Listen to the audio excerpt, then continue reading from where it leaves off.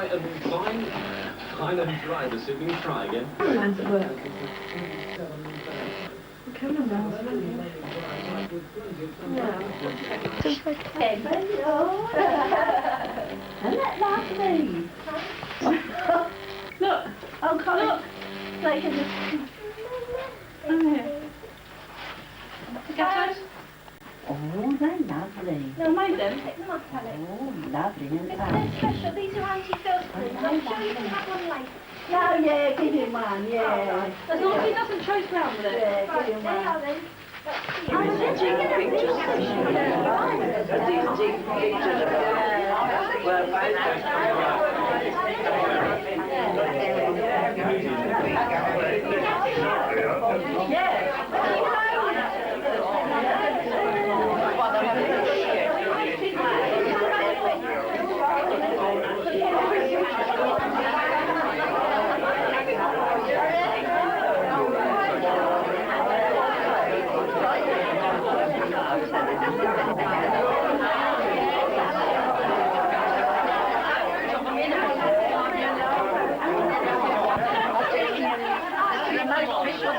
were ever seen. I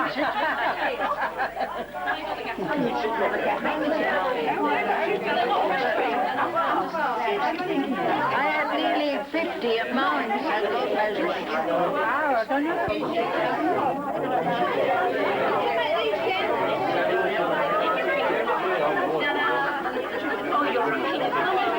And which I was as clever as you, Harry. Anyway, we're not the same birthday, so you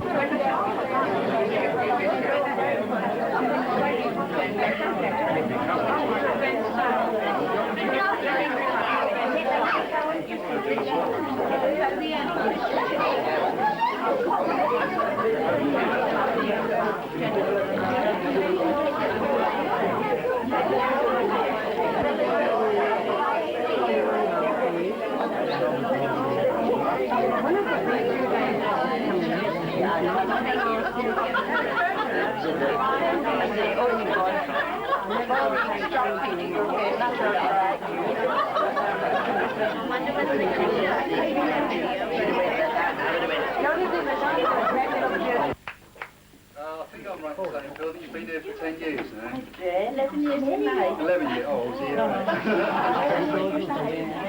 I know that Phil's made a lot of friends, very, very good friends since she's been here. I also know that she's getting quite a dab hand at the old dance now, because every time she said, don't phone me on a Tuesday evening, I'm playing dance. That's the dance. That's all. The reprobates.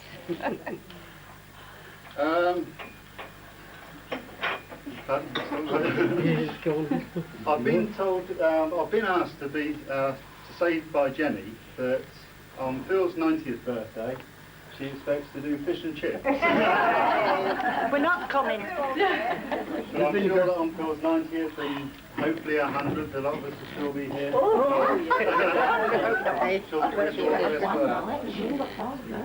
Just on a very personal note, I would like to thank Jenny for all the work.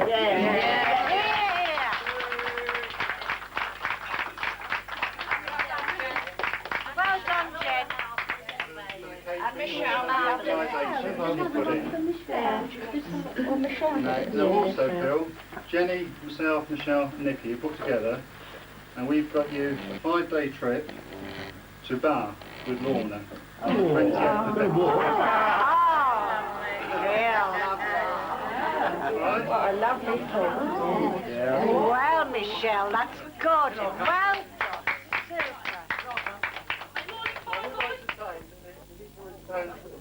Well done. Well, that's all right. Ready?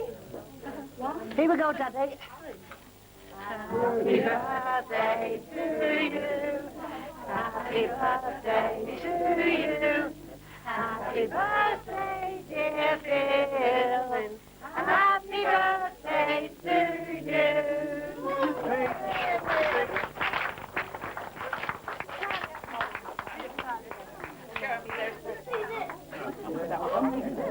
Birthday cake.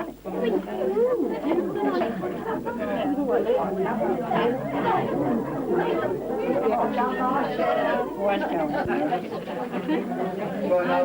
believe that Gladys wants to say a few words on behalf of the committee, so I'd like you to hand you over to Gladys now.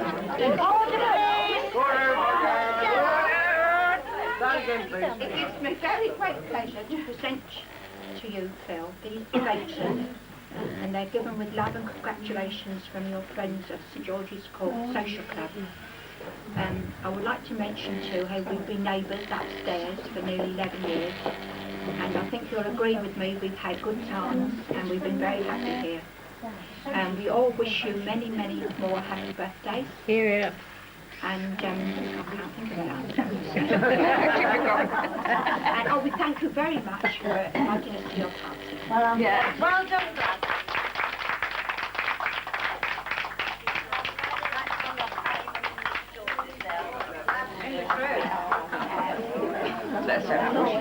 Thank you very much. Thank you. Speech, Phil. well, I've said it once. So we are. I've said, and yeah, you come to me 90th.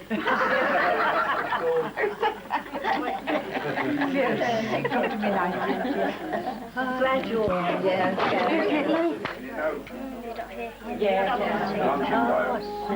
going to start off with a song.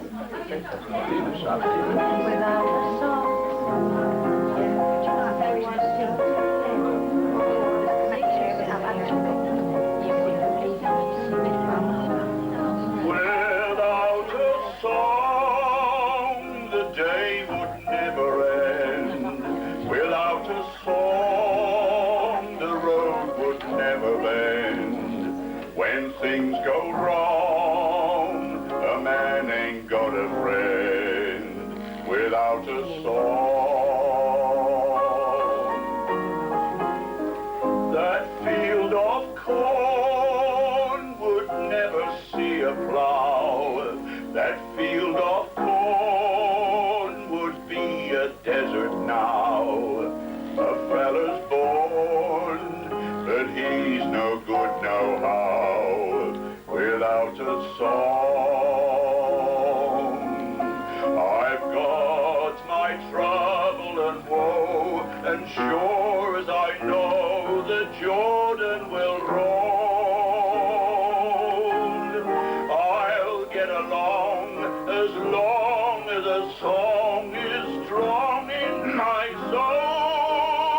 I'll never know what makes the grass so tall. I'll never know what makes the rain to fall. I only know there ain't no love at all without a song.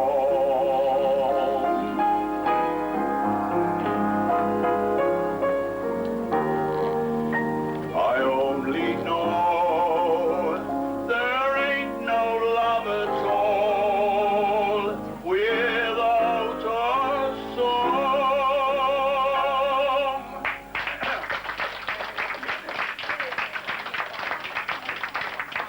Mammy gonna make a little short thin bread, and that ain't all she's a-gwine to do. Mammy gonna make a little coffee too. Mammy little fella loves shortening, Mammy little fella loves shortening bread. I know Mammy's little fella loves shortening, Mammy's little fella loves shortening bread.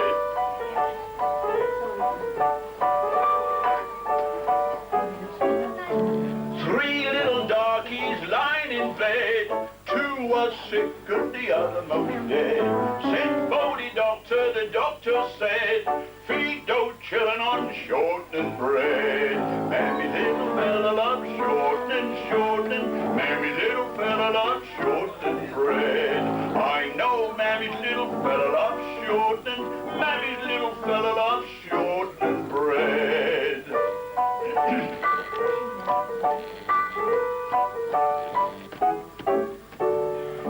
I snip to the kitchen, I slip up the lead, I slip my pockets full of shortened bread. Page... so much. My excuse. I stole the skillet and I stole the lead and I stole the girl to make shortening bread. Mammy's little fella loves shortening, Mammy's little fella loves shortening bread. I know Mammy's little fella loves shortening, Mammy's little fella loves shortening bread. They caught me with a skillet, they caught me with a lead, they caught me with a gal making shortening bread. Paid $6 for the skillet, paid $6 for the lead, spent 6 months in jail eating shortening bread. Mammy's little fella loves shortening, Mammy's little fella loves shortening bread. I know Mammy's little fella loves shortening, Mammy's little fella loves shortening bread.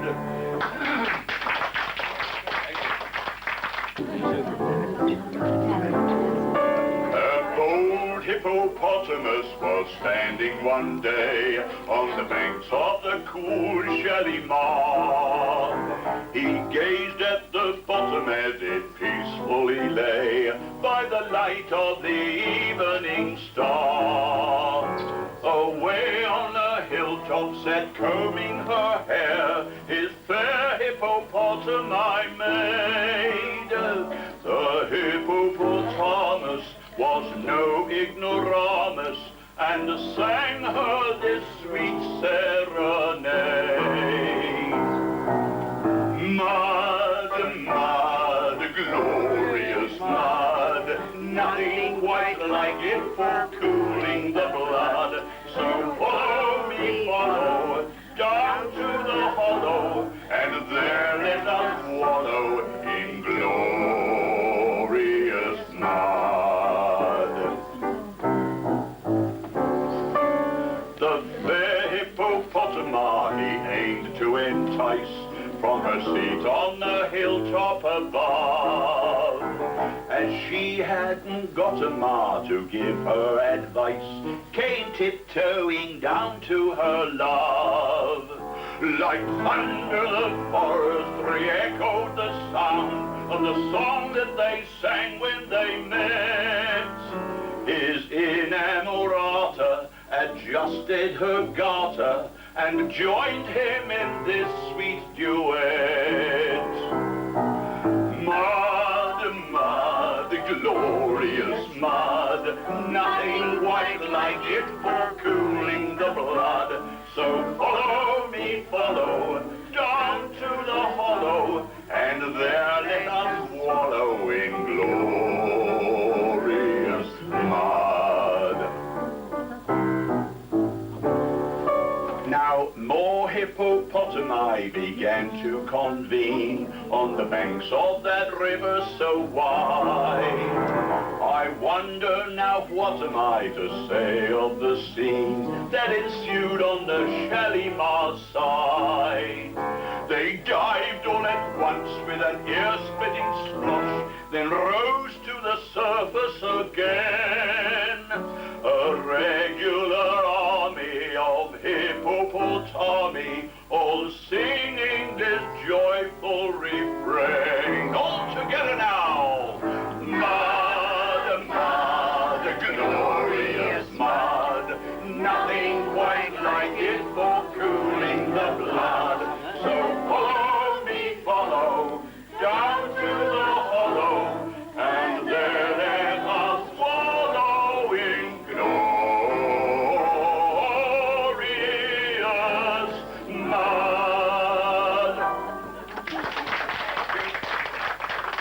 Years since we met, but you haven't changed, my pet. Come on, sit down, darling. Tell me all you knew. Oh, Peter, you just couldn't be looking sweeter. Are you keeping well? Well, obviously you are. How long were you in town? Don't you think I'm looking brown? I've been to Monte Carlo in the car. Have you ever been to Monte?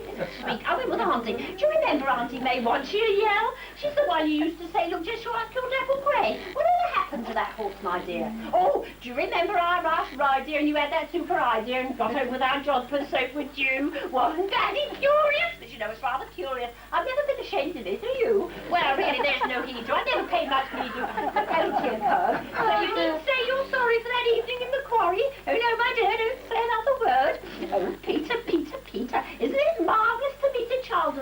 don't you think? Of course you do. Oh, do you remember telling Mother we were made for one another? Well, she never quite believed it, but it's true. And you were still my favourite flame. I suppose you don't feel the same. Oh, Peter, Peter, darling, you do. Oh, so that's the torch you carried. You mean you've never married her? Neither, darling, Peter, nor am I. I just saved myself for you, dear. No, I felt I wanted to, dear. Oh, Peter, Peter, darling, please don't cry. Oh, Peter, Peter, Peter, life couldn't be completer. Let's start making wedding plans, dear, right away. You want a quiet wedding? I must really buy some bedding. We could stay a while with Aunty May. No, straight after the marriage, we'll take the train to Harwich when we'll stay with Mummy for a month or two. Well, you needn't look like that, Mummy's got a lovely flat, and I'm sure she's always been most kind to you. Very different from your mother and your nasty little brother. You've got very little room to snooze from. I won't stand here like a dummy while you insult poor Mummy. If that's the way you feel, I call it off. I'm just glad you spoke your mind, and I'm very glad to find you what you're like before the wedding day occurs. And just think you nearly lured me into marriage. Well, that's cured me. Oh, no, my dear, don't say another word. I suggest we say goodbye. Finish your part. Why? Mr. Henry Arthur Brown? That's the third. You mean you're not Peter? When you might have been discreeter, you just stood there and you never said a word.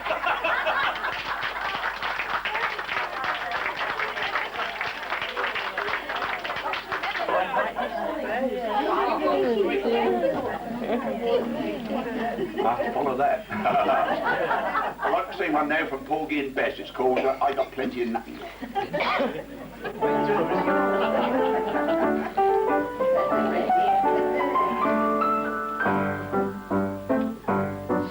Oh, I got plenty of nothing, and nothing's plenty for me. I got no car, I got no mule, I got no misery. The folk with plenty of plenty got a lock on the door. Afraid somebody's a going to rob them while they're out to making more. What for? I got no lock on the door, that's the way to be. They can steal the rug from the floor. That's okay with me, 'cause the things that I prize, like the stars in the skies, are all free.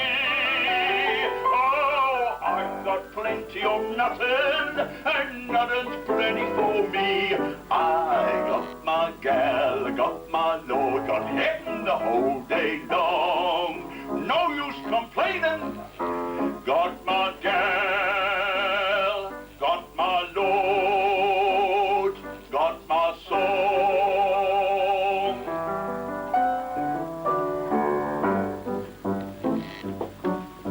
Oh, I got plenty of nothing, and nothing's plenty for me. I got no sun, I got the moon, I got the deep blue sea. The folk with plenty of plenty gotta pray all the day. Seems with plenty you sure gotta worry how to keep the devil away. Away. I ain't a fretting about hell till the time arrives. Never worry long as I's well. Never one to strive to be good, to be bad. What the hell, I'm glad I'm alive. Oh, I've got plenty of nothing, and nothing's plenty for me.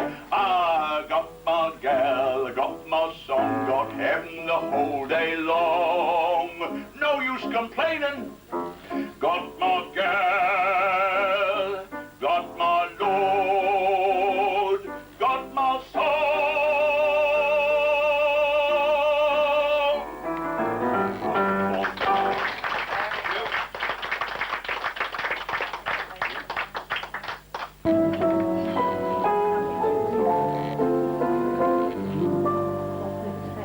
I won't send roses or hold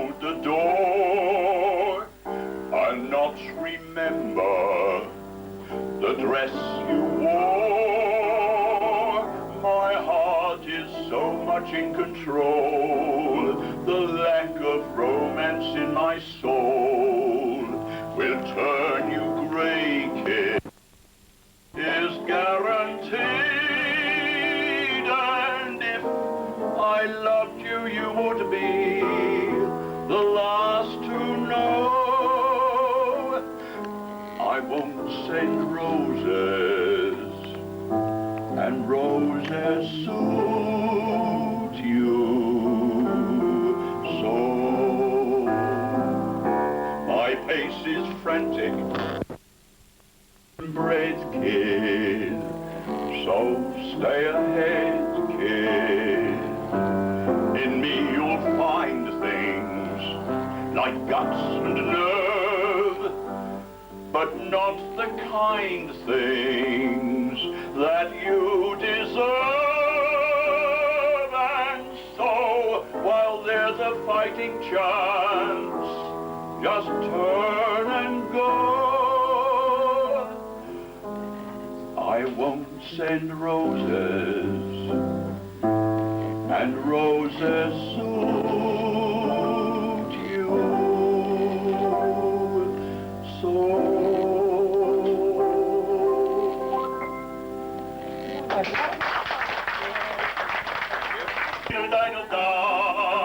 All day long I'm bitty bitty bum. If I were a wealthy man, wouldn't have to work hard.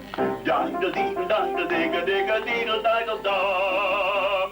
If I were a bitty bitty rich, idle man, I'd build a big tall house with rooms by the dozen right in the middle of the town. A fine tin roof with a real wooden floors below. There would my yard with the chicks and turkeys and geese and ducks for the town to see and hear, squawking just as noisily as they can. And each loud squawk and the buckle and the gaggle and the quack would land like a trumpet on the ear. And if to say here lives a wealthy man,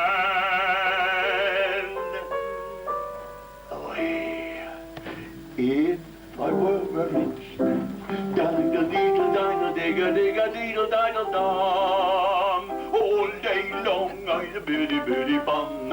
If I were a wealthy man, I wouldn't have to work hard.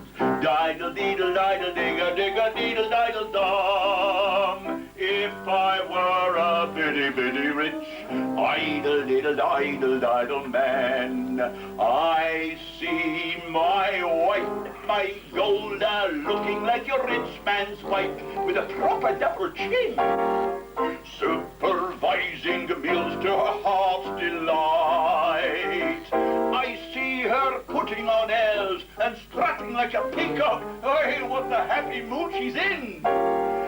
Screaming at the servants day and night. The most important men in town will come to fawn on me. They will ask me to advise them, like Solomon the Wise. If you please, Rebatelia, pardon me, Rebatelia, posing problems that would cross a rabbi's eyes. Boy, boy, boy, boy, boy, boy, boy, boy, boy. And it won't make one bit of difference if I answer right or wrong. When you're rich, they think you really know. If I were rich, I'd have the time that I lack to sit in the synagogue and pray, and maybe have a seat by the eastern wall, and I'd discuss the holy book with the learned men 7 hours every day. This would be the sweetest thing I know.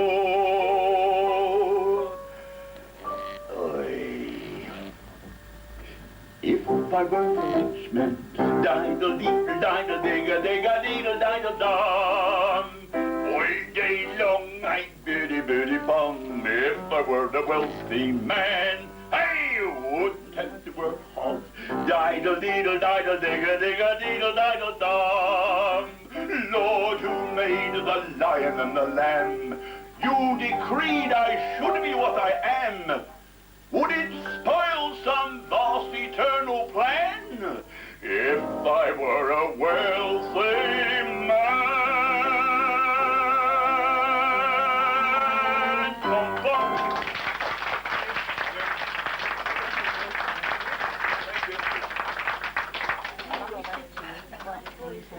Not again. I've not seen a doctor for 36 years. I don't hold with them, oh dear me, no. When you're sick, they says yes, well, which translated means they just don't know. All their talks about diets and tonics and pills, to my mind, it's pure idle chatter. They can't tell me, dearie, what's wrong with me health. When I'm poorly, I knows what's the matter. It's me glands, dear. That's what it is, it's me glands. Whenever I'm sick, it's me glands. It's me pie pituitary that makes me contrary, or else me grumbling thyroid. As a gal, I would sometimes get quite out of breath. I took slimming pills, various kinds, but now I've learnt sense, dear. It isn't me fat, and it isn't the 76 steps to the flat. No, it isn't me this, it isn't me that. It's me glands. Now, my husband's a creature what suffers from wind. Oh, rattly does something chronic. Well, the other day he was really concerned, so he goes to the quack for a tonic. And the following weekend we go up to town to the annual Masonic function, and just as he rose to reply to the toast, he burped, then any compunction. It's his glands, dear. That's what it is, it's his glands, I said to the worshipful master. Whenever we go out and he has a blowout, it always his glands brings disaster. Last Sunday at chapel, he deafened the verger, and he brought back the organist's twinges. Yeah, he called some alarm at the 23rd psalm when he blew the west door off his hinges. But in spite of his weakness, he's never been ill since the day that we put up the bands. Now, what is it keeps him so long in the pink with 17 kids and a passion for drink? Yeah, it's in whatever the neighbours might think. It's his glands.